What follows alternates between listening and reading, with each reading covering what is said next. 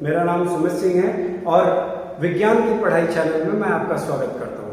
Hi friends, this is Sumit Singh and today I am going to teach you the chapter life processes and the topic is respiration. दोस्तों, आज हम respiration पढ़ने वाले हैं। दोस्तों, respiration होता क्या है? क्या ये ब्रीदिंग से मिलता जुलता है?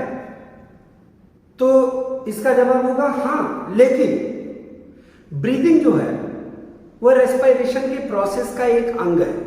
अर्थात कहने का मतलब है कि रेस्पिरेशन क्या होता है? जो भोजन हम लेते हैं उसको तोड़ने के लिए ऑक्सीजन की जरूरत पड़ती है और वही ऑक्सीजन जब उस भोजन को टूटने में मदद करता है तो उससे एनर्जी रिलीज होती है और वह एनर्जी, वह ताकत, वह ऊर्जा हमारे सेल्स के द्वारा यूज की जाती है। लेकिन अगर हमारी बॉडी में ब्रीदिंग हम करें और ऑक्सीजन अगर हमारी बॉडी के द्वारा यूटिलाइज ना हो तो हमें एनर्जी नहीं मिलेगा। तो ये एक कॉन्टिन्यूअस प्रोसेस है। अगर विज्ञान की भाषा में कहें तो एडीपी यानी कि एडिनोसिन डाइफॉस्फेट फॉस्फेट के साथ मिलकर के और ऑक्सीजन के साथ मिलकर के एनर्जी के साथ लेकर के वो एनर्जी लेकर के वो एटीपी बनता है। एटीपी एक हाई अमाउंट ऑफ एनर्जी होती है जिसका फुल फॉर्म होता है एडिनोसिन ट्राइफॉस्फेट और यही एटीपी हमारे बॉडी में एनर्जी के रूप में स्टोर होता है और हमारे सेल्स के द्वारा बार बार यूज किया जाता है। यानी कि यह सिलसिला एडीपी से एटीपी बनना और एटीपी से एडीपी बनना, यह प्रोसेस कंटिन्यूअस लिविंग ऑर्गेनिजम्स की बॉडी में चलता रहता है। क्योंकि आपने पढ़ा है energy can neither be created nor be destroyed, तो ये कॉन्टिन्यूअस प्रोसेस है जो हमारी बॉडी में शुरू से लेकर के अंत तक चलता रहता है। देखिए दोस्तों, सपोज कि हमने ग्लूकोज लिया। ग्लूकोज क्या है? Food molecules. अब होगा क्या कि आपको मैं ये बता दूं कि ग्लूकोज का एक मॉलिक्यूल, जैसे ग्लूकोज का फॉर्मूला क्या है? C6H12O6। तो इस ग्लूकोज का एक मॉलिक्यूल जब ग्लाइकोलिसिस की प्रोसेस होती है, सवाल उठता है कि ग्लाइकोलिसिस क्या है? तो the conversion of glucose into pyruvic acid और pyruvate, conversion of glucose into pyruvic acid यानी कि ग्लूकोज का पायरुविक एसिड में बदल जाना, इसे हम ग्लाइकोलाइसिस कहते हैं। यह प्रोसेस हमारे सेल के साइटोप्लाज्म में होती है। इसमें ग्लूकोज का एक मॉलिक्यूल पायरुविक एसिड के दो मॉलिक्यूल में तब्दील होता है और ये पायरुविक एसिड ऑक्सीजन की प्रेजेंस में इन माइटोकॉन्ड्रिया यानी कि माइटोकॉन्ड्रिया के अंदर में, उसके अंदर में ऑक्सीजन की मौजूदगी में ब्रोकन डाउन हो जाता है यानी कि टूट जाता है कार्बन डाइऑक्साइड में, वाटर में एंड 38 एटीपी एनर्जी। दोस्तों, एटीपी की बात अभी हमने करी कि एटीपी क्या है? ये हमारी बॉडी में एक एनर्जी का स्रोत है। हमारी बॉडी में एटीपी बनी रहती है और सेल्स की जैसी जरूरत होती है एटीपी एडीपी में और एनर्जी में बदल करके हमारी बॉडी में सेल फंक्शनिंग में हेल्प करता है। दोस्तों, आप देख सकते हैं कि मैंने यहां लिखा है ग्लूकोज का एक मॉलिक्यूल जो होता है वो प्रोड्यूस करता है दो मॉलिक्यूल्स ऑफ पायरुवेट और ये पायरुवेट ऑक्सीजन की मदद से बन जाते हैं carbon dioxide, hydrogen and 38 ATP energy. ये वही एनर्जी है जिसकी वजह से माइटोकॉन्ड्रिया को हम पावर हाउस ऑफ सेल कहते हैं। यानी कि ये माइटोकॉन्ड्रिया में होता है तो ऑब्वियसली ये एटीपी वहां स्टोर होगा और हमारी बॉडी में सेल्स की जब जब जरूरत एनर्जी की पड़ेगी, मतलब मान लीजिए अभी हमने डांस किया, फिर डांस करने के बाद हम स्विमिंग करने लगे, फिर स्विमिंग करने के बाद कूदने लगे और फिर हम थक जाते हैं, तो हमारी बॉडी में क्या होता है कि रेस्पिरेशन की दो प्रोसेस कंटिन्यूअस चलती रहती है। एक जो ब्रेकिंग डाउन ऑफ ग्लूकोज होता है यानी कि ग्लाइकोलिसिस की प्रोसेस, हम खाना खाते हैं हमारी बॉडी में, वो ग्लूकोज मॉलिक्यूल्स का ब्रेक डाउन होता रहता है जिससे कि हमें एनर्जी मिलती है। तो दूसरी तरफ जब हम काम करते हैं तो वह एनर्जी, अगर जो हमारी बॉडी में स्टोर्ड एनर्जी है उससे ज्यादा वर्कआउट हम करते हैं तो हमें थकान महसूस होती है। यानी थकान महसूस होने का सीधा सीधा मतलब है कि हमारी बॉडी में रिजर्व एनर्जी यानी कि जो एनर्जी बची हुई है उसका हमारी बॉडी में ज्यादा से ज्यादा यूटिलाइज हो जाता है। तो हम क्या करते हैं? हम रेस्ट करते हैं, हम भोजन लेते हैं, हम जूसेस पीते हैं, हम विटामिन लेते हैं ताकि हमारी बॉडी को वापस वो एनर्जी मिल सके। यानी कि कुल मिलाकर के शरीर को पुनः ताकत देने के लिए हम तरह तरह के न्यूट्रिएंट्स और चीज़ों का इस्तेमाल करते हैं जिससे कि हमारी बॉडी एनर्जी को दोबारा गेन कर सके। दोस्तों रेस्पायरेशन बेसिकली दो प्रकार का होता है, दो प्रकार में रेस्पायरेशन को बांटा गया है। पहला एरोबिक रेस्पायरेशन और दूसरा एनाएरोबिक रेस्पायरेशन। एरोबिक रेस्पायरेशन का मतलब होता है वह रेस्पायरेशन जो ऑक्सीजन की प्रेजेंस में होता है, जैसे कि ब्रेकडाउन ऑफ ग्लूकोज। ग्लूकोज का ब्रेकडाउन जो होता है हमारी बॉडी में वो ऑक्सीजन की प्रेजेंस में होता है, इसलिए this process is known as aerobic respiration. अब सवाल उठता है कि एनाएरोबिक रेस्पायरेशन क्या है। दोस्तों आपने देखा होगा कभी अगर हम जिम जाते हैं या कभी हम हैवी एक्सरसाइज कर लेते हैं तो हमारे मसल्स में पेन महसूस होता है, हमें दर्द महसूस होती है, हमारी बॉडी में खिंचाव महसूस होता है। होता यह है कि जब हम हैवी वर्कआउट करते हैं तो हमारी बॉडी में, हमारे सेल्स में ऑक्सीजन की उतनी डिमांड फुलफिल नहीं हो पाती है, जिससे पर्याप्त मात्रा में एनर्जी नहीं मिलती है, और इस एनर्जी के नहीं मिलने से शरीर में दर्द महसूस होता है। तो हम रेस्ट करते हैं, सिकाई करते हैं, और तमाम जैसे बहुत सारी दवाइयाँ या बहुत सारी चीज़ें करने से हमें उस दर्द से राहत मिलती है। या कभी कभी ऐसा होता है कि जब हमने एक्सरसाइज ज़्यादा कर ली और दर्द हो गई तो हमने 2 दिन 3 दिन अगर एक्सरसाइज को रोक दिया तो हमारी दर्द धीरे धीरे नेचुरली बंद हो जाती है। इसका मतलब ये है कि धीरे धीरे जितने भी सेल्स हैं जो कि ऑक्सीजन की कमी की वजह से डैमेज हो गए थे या किसी प्रकार से उनको नुकसान पहुंचा था, ऑक्सीजन धीरे धीरे उन सेल्स तक पहुंच करके उन्हें रिलीफ देता है। तो कुल मिलाकर के एरोबिक रेस्पायरेशन वो रेस्पायरेशन है जिसमें बॉडी द्वारा ऑक्सीजन का यूज किया जाता है ब्रेकडाउन ऑफ ग्लूकोज के लिए, ताकि वह एनर्जी रिलीज कर सके। और एनाएरोबिक रेस्पायरेशन वो होता है जिसमें ऑक्सीजन एब्सेंट होती है और उस प्रोसेस में हमारी बॉडी को एनर्जी न के बराबर या बिल्कुल नहीं मिलती है। तो कई बार ऐसा होता है कि बोर्ड एग्जाम्स में या तमाम एग्जाम्स में पूछा जाता है what is difference between aerobic respiration and anaerobic respiration. समझने वाली बात है। आप कब ज्यादा अच्छा काम करेंगे? जब आपको एक अच्छा माहौल मिलेगा, जब आपको बहुत सारी एनर्जी मिलेगी, जब उस काम को करने के लिए आपको ढेर सारा एप्रिसिएशन या पैसा मिलेगा, लोगों की तालियां मिलेंगी।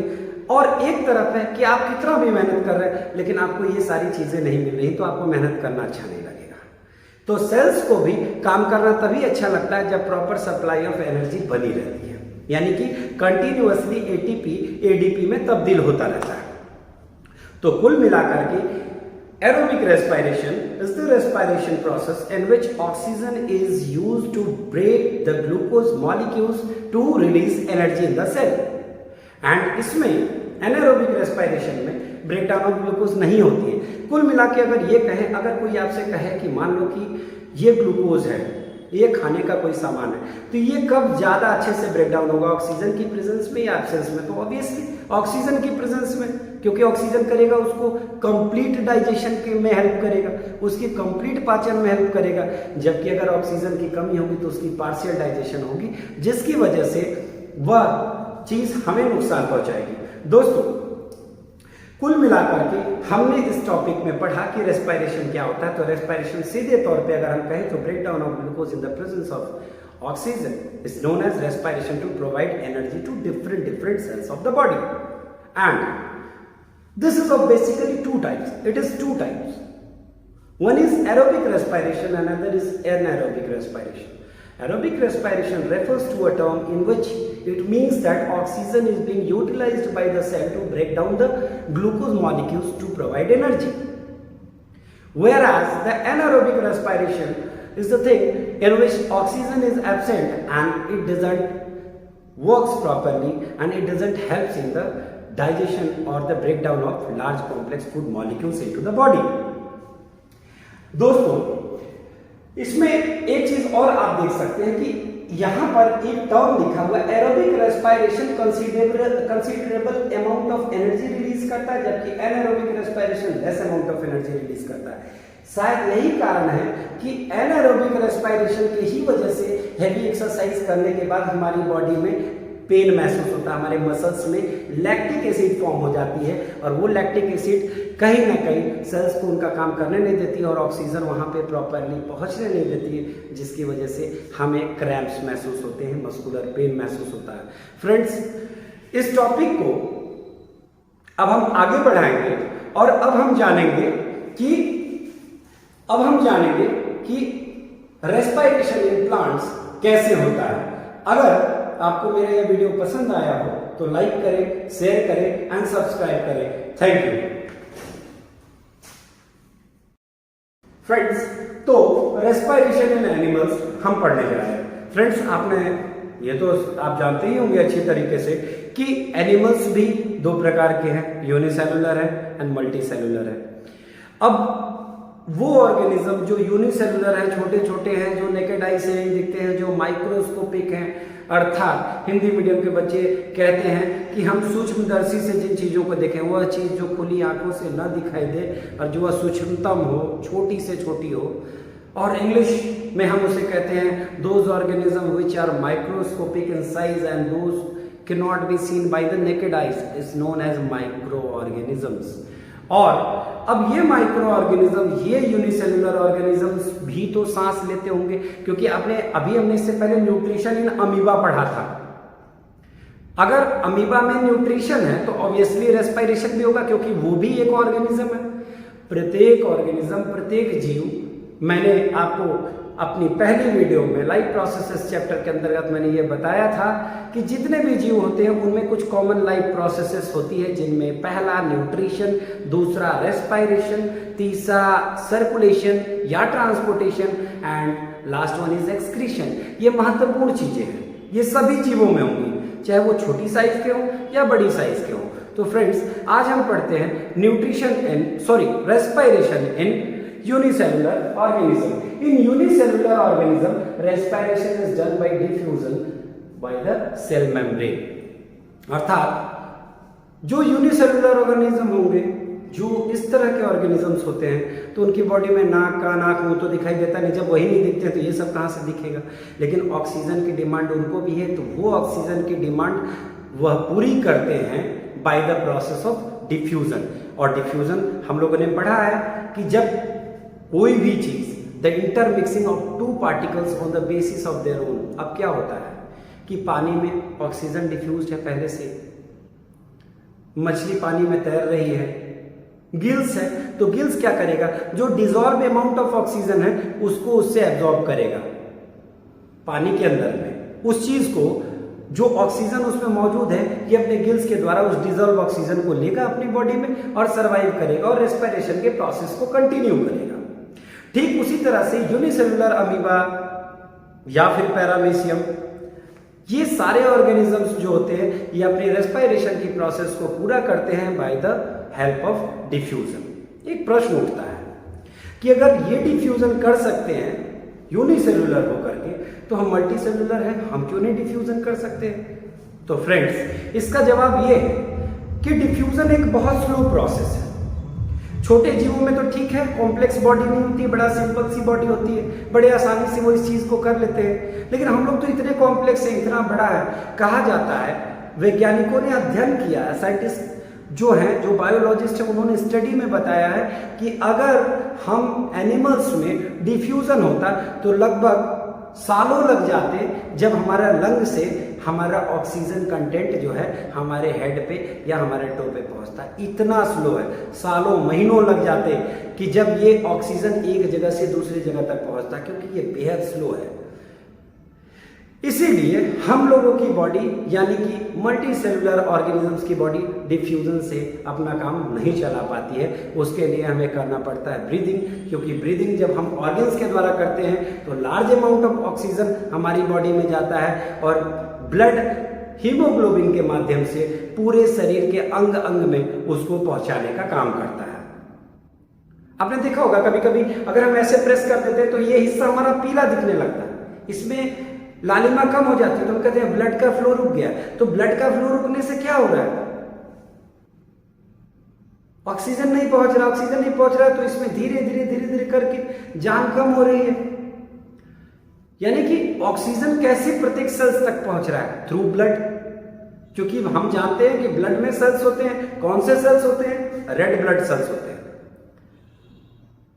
और व्हाइट ब्लड सेल्स होते हैं, प्लेटलेट्स होते हैं, हीमोग्लोबिन होता है। ये हीमोग्लोबिन ही ऑक्सीजन और कार्बन डाइऑक्साइड को from one place to another in our body move करने में मदद करता है, अर्थात सर से लेकर के पांव तक पहुंचने में मदद करता है। फ्रेंड्स, हम रेस्पिरेशन इन ह्यूमन बीइंग में इस चीज को डिटेल में पढ़ेंगे कि हमारी बॉडी में ऑक्सीजन एक प्लेस से दूसरी जगह तक जाता कैसे है, यानी कुल मिलाकर के mechanism of breathing and respiration in human beings.